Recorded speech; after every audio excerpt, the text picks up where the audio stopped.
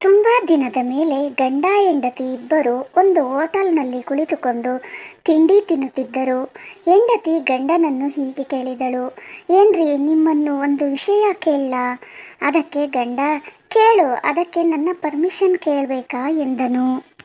ಅದೇನಿಲ್ಲ ರೀ, ಒಂದು ತಿಂಗಳಿನಿಂದ ನೀವು ಆಫೀಸ್ನಿಂದ ಬೇಗನೆ ಬರ್ತೀರಾ, ಬಂದು ನನ್ನನ್ನು ಆಚೆ ಕರೆದುಕೊಂಡು ಹೋಗ್ತೀರಾ, ಮಕ್ಕಳಿಗೆ ಹೋಮ್ವರ್ಕ್ ಮಾಡಿಸ್ತೀರಾ, ಅವರ ಜೊತೆ ಆಟ ಆಡ್ತೀರಾ, ನನ್ನ ಜೊತೆ ಕೂಡ ತುಂಬ ಪ್ರೀತಿಯಿಂದ ಇರ್ತೀರಾ ಎಂದು ಸ್ವಲ್ಪ ಭಯದಿಂದಲೇ ಕೇಳುತ್ತಾಳೆ. ಹಾಗೇನಿಲ್ಲವಲ್ಲ, ನಾನು ಮಾಮೂಲಾಗಿ ಮೊದಲಿನ ಹಾಗೆ ಇದ್ದೇನೆ, ನಿನಗೆ ಏಕೆ ಹಾಗೆ ಅನಿಸಿತು ಅರ್ಥವಾಗುತ್ತಿಲ್ಲ ಎಂದನು ಹೆಂಡತಿಯನ್ನು ನೋಡುತ್ತಾ. ನಿಜ ಹೇಳಿ, ನಿಮ್ಮ ಮುಖದಲ್ಲಿ ಏನೋ ವ್ಯತ್ಯಾಸ ಕಾಣಿಸುತ್ತಿದೆ, ನನಗೆ ಗೊತ್ತಿಲ್ಲದೆ ಬೇರೆ ಮನೆ ಏನಾದರೂ ಇಟ್ಟಿಲ್ಲವಲ್ಲ ಎಂದು ಅನುಮಾನದಿಂದ ಕೇಳಿದಳು. ಅಯ್ಯೋ, ನಿನಗೆ ಕೈ ಮುಗಿಯುತ್ತೇನೆ, ಇಂತಹ ಆಲೋಚನೆಗಳು ನನಗೆ ಬರುವ ಹಾಗೆ ಮಾಡಬೇಡ ಎಂದು ಹೇಳಿದನು. ಹಾಗಾದರೆ ನನಗೆ ನಿಜ ಹೇಳಿ ತೀರಬೇಕು, ಹೇಳಿ ಎಂದು ಗದರಿಸಿದಳು. ವಿಷಯವಿದೆ, ಆದರೆ ನೀನಂದುಕೊಂಡ ಹಾಗಲ್ಲ ಎಂದು ಹೇಳಿ ತನ್ನ ಡೈರಿ ತೆಗೆದು ಅದರಲ್ಲಿದ್ದ ಒಂದು ಪತ್ರವನ್ನು ತೆಗೆದು ಹೆಂಡತಿಯ ಕೈಯಲ್ಲಿ ಇಟ್ಟನು. ಪತ್ರವನ್ನು ನಡುಗುತ್ತಿರುವ ಕೈಯಿಂದ ತೆಗೆದುಕೊಂಡು ಓದಲು ಶುರು ಮಾಡಿದಳು ಹೆಂಡತಿ. ಆ ಪತ್ರ ತನ್ನ ಅತ್ತೆ ಮಗನಿಗೆ ಬರೆದ ಪತ್ರ. ನನ್ನ ಪ್ರೀತಿಯ ಮಗನಿಗೆ, ಎಂದೋ ಒಂದು ದಿನ ಈ ಪತ್ರ ನಿನ್ನ ಕೈಗೆ ಸಿಗುತ್ತದೆ ಎನ್ನುವ ಆಸೆಯಿಂದ ಬರೆಯುತ್ತಿದ್ದೇನೆ. ಸ್ವಲ್ಪ ಸಹನೆಯಿಂದ ಪೂರ್ತಿಯಾಗಿ ಈ ಉತ್ತರವನ್ನು ಓದು ಮಗನೇ. ಈ ತಾಯಿಯ ಮನಸ್ಸನ್ನು ಅರ್ಥ ಮಾಡಿಕೊಳ್ಳುತ್ತೀಯಾ ಎಂದು ಆಶಿಸುತ್ತೇನೆ. ನಿನ್ನ ತಂದೆಯನ್ನು ಮದುವೆ ಮಾಡಿಕೊಳ್ಳುವ ಮೊದಲು ನಾನು ಟೀಚರ್ ಆಗಿ ಕೆಲಸ ಮಾಡುತ್ತಿದ್ದೆನು. ಮದುವೆಯಾದ ಮೇಲೆ ನೀನು ಹುಟ್ಟಿದೆ. ಆಗ ನಿನ್ನ ತಂದೆಗೆ ಅದೃಷ್ಟ ಬಂತು, ತುಂಬ ಸಂಪಾದನೆ ಮಾಡುತ್ತಿದ್ದರು. ನಿನಗೆ ತಂಗಿ ಹುಟ್ಟಿದ ಮೇಲೆ ನಾನು ಉದ್ಯೋಗ ಮಾಡುವುದನ್ನು ಬಿಟ್ಟುಬಿಟ್ಟೆ. ನಿಮ್ಮ ತಂದೆ ತುಂಬ ಬ್ಯುಸಿಯಾಗಿ ಬಿಟ್ಟರು. ಮದುವೆಯಾದ ಮೇಲೆ ಒಂದು ವರ್ಷ ಯಾವ ನೋವು ಇರಲಿಲ್ಲ. ನಂತರ ಎಲ್ಲ ದಿನಗಳು ಎದುರು ನೋಡುವುದೇ, ನಿಮ್ಮ ತಂದೆಗಾಗಿ ಎದುರು ನೋಡುವುದು.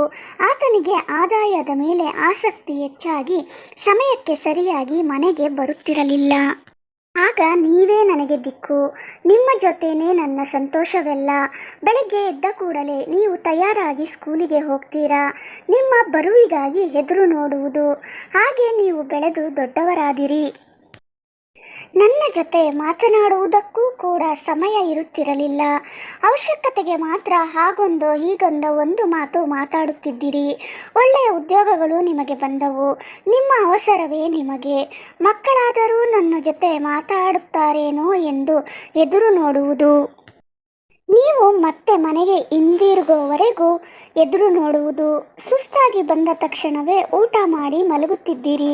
ಊಟ ಚೆನ್ನಾಗಿದೆಯಾ ಅಥವಾ ಚೆನ್ನಾಗಿಲ್ವಾ ಹೇಳುವುದಕ್ಕೂ ಕೂಡ ನಿಮಗೆ ಸಮಯವಿರುತ್ತಿರಲಿಲ್ಲ. ಸ್ವಲ್ಪ ತಿಂಗಳುಗಳ ನಂತರ ನಿಮ್ಮ ತಂದೆ ವ್ಯಾಪಾರವನ್ನು ನಿನಗೆ ಒಪ್ಪಿಸಿದರು. ನೀನು ಕೂಡ ತುಂಬ ಬ್ಯುಸಿಯಾಗಿ ಬಿಟ್ಟೆ. ನಿನ್ನ ತಂಗಿಗೆ ಮದುವೆ ಮಾಡಿ ಕಳಿಸಿದೆವು. ಅವಳು ಕೂಡ ಹಾಯಾಗಿ ವಿದೇಶಕ್ಕೆ ಹೋಗಿಬಿಟ್ಟಳು. ಆಕೆಯ ಸಂಸಾರ, ಆಕೆಯ ಜೀವನ. ವಾರಕ್ಕೆ ಒಂದು ಸಾರಿಯೋ ಅಥವಾ 2 ಸಾರಿಯೋ 2 ನಿಮಿಷ ಮಾತ್ರವೇ ಫೋನಲ್ಲಿ ಮಾತನಾಡುತ್ತಿದ್ದಳು. ಆಕೆಯ ಫೋನ್ಗಾಗಿ ಎದುರು ನೋಡುವುದು.